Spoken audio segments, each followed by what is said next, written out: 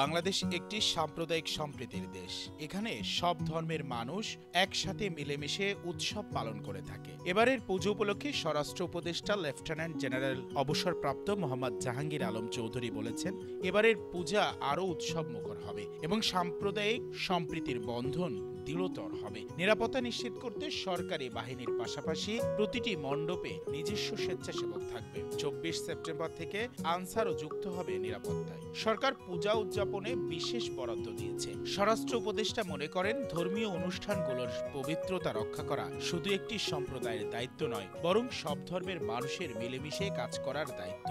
এভাবেই দেশের সামাজিক বন্ধন আরও সুদৃঢ় হবে। পূজা শুধু ধর্মীয় আচার নয়, এটি সামাজিক সম্প্রীতি ও সাংস্কৃতিক চেতনার প্রতীক।